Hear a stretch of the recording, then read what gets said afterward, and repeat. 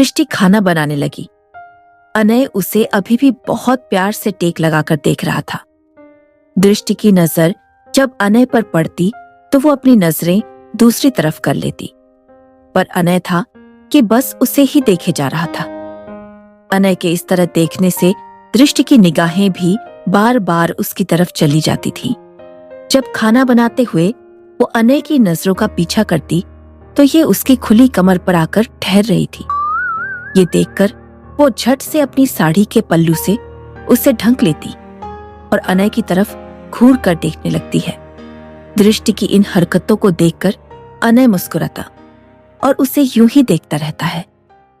खाना बनाते हुए दृष्टि के बालों की लटें बार बार उसके चेहरे पर आ रही थी और उसके गुलाबी होंठों को छू रही थी। अनय के दिल में अब गाना बजने लगा था। अनय उसके पीछे गया और उसके बिल्कुल करीब जाकर खड़ा हो गया।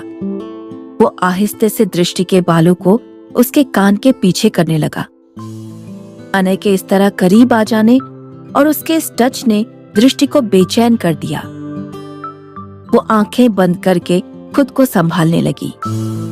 अनय ने भी उसे ज्यादा परेशान नहीं किया। वो समझ गया था कि दृष्टि उसकी नजदीकियों से बेचैन हो गई है। तभी युवान को प्यास लगी, इसलिए वो पानी लेने के लिए किचन की तरफ आ गया।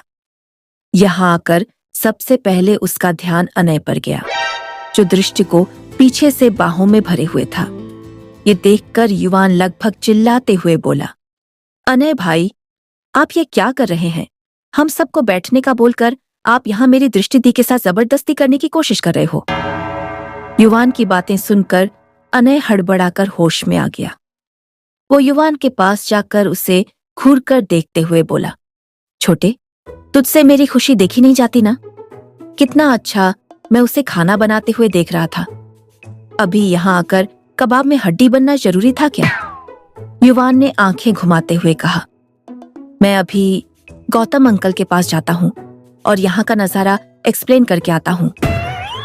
अनय होंठों पर एक शरारती मुस्कान लिए हाथ बांधकर बोला, जा जा, बिल्कुल जा। वैसे भी तेरे गौतम अंकल उसे अपनी बहू मान चुके हैं। युवान के कदम अचानक ठिठक गए।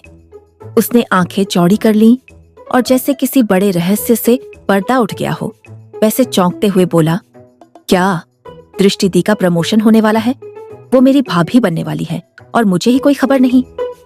दृष्टि, जो उनकी फुसफुसाहट सुन चुकी थी, भौहें चढ़ाते हुए बोली, क्या खुसर पुसर चल रही है तुम दोनों के बीच? युवान ने तुरंत मासूमियत ओढ़ ली और दृष्टि को देखते हुए बोला, कुछ नहीं दी, मैं बस देख रहा हूं कि अनय भाई अपना ध्यान कहाँ लगाए बैठे हैं। फिर दोनों वहां से चले गए। थोड़ी ही देर में दृष्टि खाना बनाकर तैयार कर देती है और सर्वेंट्स उसे डाइनिंग टेबल पर लगा देते हैं। सभी डाइनिंग टेबल पर बैठ जाते हैं। खाने से बहुत अच्छी खुशबू आ रही थी, जिससे सबके मुंह में पानी आ गया था।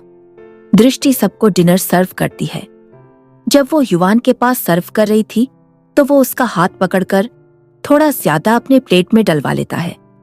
गौतम जी और दृष्टि युवान की इस हरकत पर हंसने लगते हैं।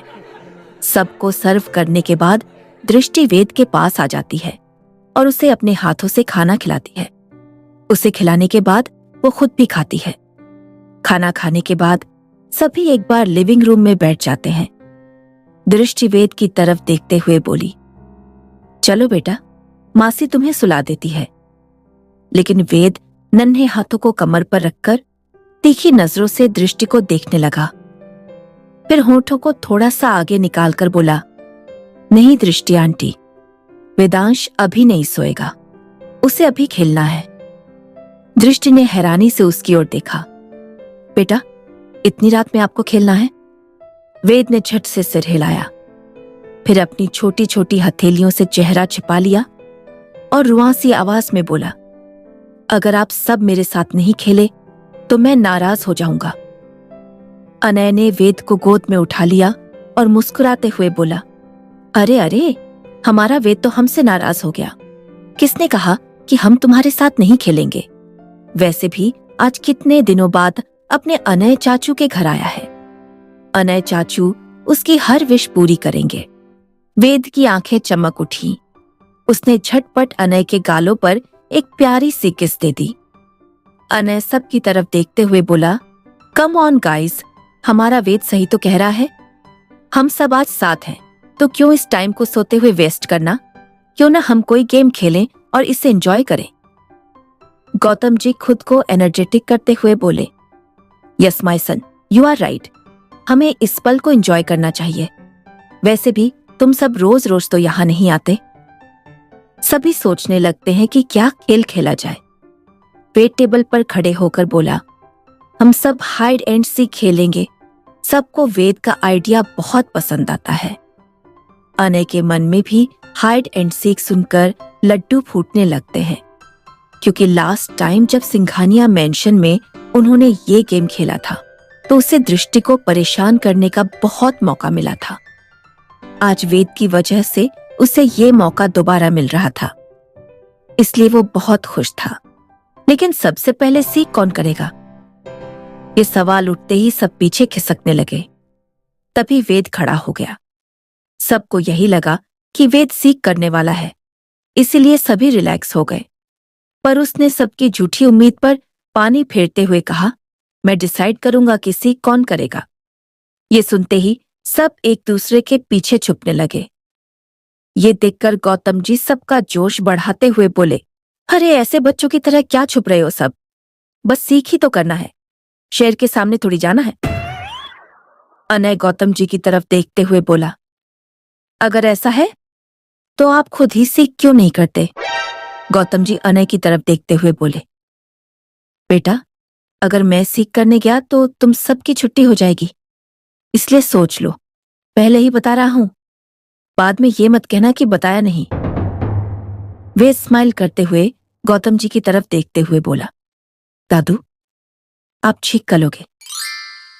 फिर क्या था, सब अपनी अपनी पोजीशन लेने लगे, क्योंकि उनके सामने एक खतरनाक खिलाड़ी जो आने वाला था। गौतम जी एक तरफ खड़े होकर काउंट करने लगे, फिर 1 2 3 कहकर सबको खोजने के लिए निकल जाते हैं। घर में चारों तरफ ऐसा सन्नाटा छाया हुआ था जैसे वहां पर कुछ हुआ ही नहीं था। ये देखकर गौतम जी स्माइल करते हैं और मन ही मन सोचने लगते हैं कि सबसे पहले बारी किसकी आने वाली है। वो दबे पांव किसी शातिर शिकारी की तरह कदम बढ़ाने लगते हैं। उन्हें पर्दे की तरफ हलचल महसूस होती है, इसलिए वो उस तरफ बढ़ने लगते हैं। जैसे ही वो एक्साइटेड होकर पर्दा हटाने वाले होते हैं, वहां कोई नहीं होता।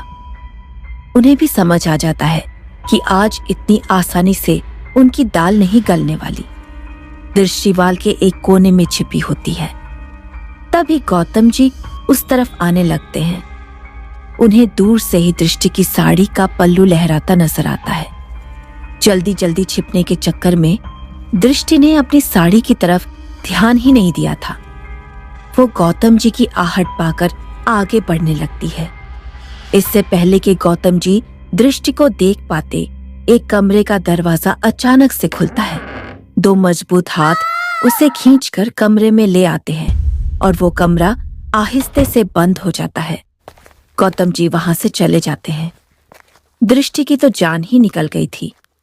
ये अनय ही था जिसने वक्त पर दृष्टि को बचा लिया था। उसे पता था कि दृष्टि पूरे घर को चिल्लाकर सिर पर उठा ही लेगी, इसलिए उसने पहले ही उसका मुंह ढक दिया था। गौतम जी के जाने के बाद अनय दृष्टि की तरफ देखते हुए धीरे से बोला, मैं तुम्हें छोड़ता हूं, पर तुम चिल्लाना मत। दृष्टि अपनी आंखों के इशारे से हाँ में सिर हिलाती है। अनय आहिस्ते से उसके मुंह पर से अपना हाथ हटा देता है। ऐसा करते ही दृष्टि उस पर बिगड़ते हुए बोली, ये क्या हरकत थी? आपने तो मेरी जान ही निकाल दी थी।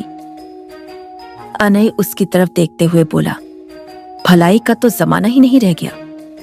मैंने तुम्हें पकड़ने से बचाया और तुम हो कि मुझ पर ही बरस रही हो। ये कहते हुए अनय मुंह लटका लेता है, जैसे कि उसे दृष्टि की बातों का बुरा लगा हो। ये देखकर दृष्टि उसकी तरफ देखते हुए बोली, अच्छा ठीक है, सॉरी कि मैंने आपको सुनाने की कोशिश की। अनय उसकी तरफ देखते हुए बोला, सिर्फ सॉरी। दृष्टि कुछ सोचते हुए बोली, अच्छा, थैंक यू कि आपने मुझे पकड़वाने से बचाया। अनय उसकी तरफ देखते हुए बोला, मैं इतना रूखा सूखा थैंक यू एक्सेप्ट नहीं करता। दृष्टि उसकी तरफ घूरते हुए बोली, तो गीला गीला थैंक यू कैसे बोलते हैं? दृष्टि सवालिया नजरों से अनय की तरफ देख ही रही थी कि तभी अनय दोनों के बीच की दूरियां मिटाते हुए उसके होंठों को अपने होंठों के बीच दबाकर उसे किस करने लगता है। दृष्टि तो उसे बस देखती ही रह जाती है। उसे रिएक्ट करने का मौका ही नहीं मिला। थोड़ी ही देर में दृष्टि भी उसके किस का जवाब देने लगती है। अनय किस करते हुए दृष्टि की खुली कमर को सहला रहा होता है। दृष्टि अनय के इस टच से पिघल रही होती है।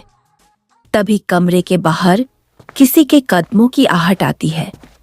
दृष्टि अनय का कॉलर पकड़कर खुद के बेहद करीब कर लेती है और कबर्ड के पीछे छिप जाती है। ये गौतम जी ही थे जो उन्हें ढूंढते हुए उस कमरे में आ गए थे। दोनों अपनी सांसें रोक के कबर्ड के पीछे छिपे हुए थे। इस वक्त दोनों एक दूसरे के बेहद करीब थे। अनय के दोनों हाथ दृष्टि की खुली कमर पर थे। दृष्टि ने अपना चेहरा अनय की नेक पर छिपा रखा था।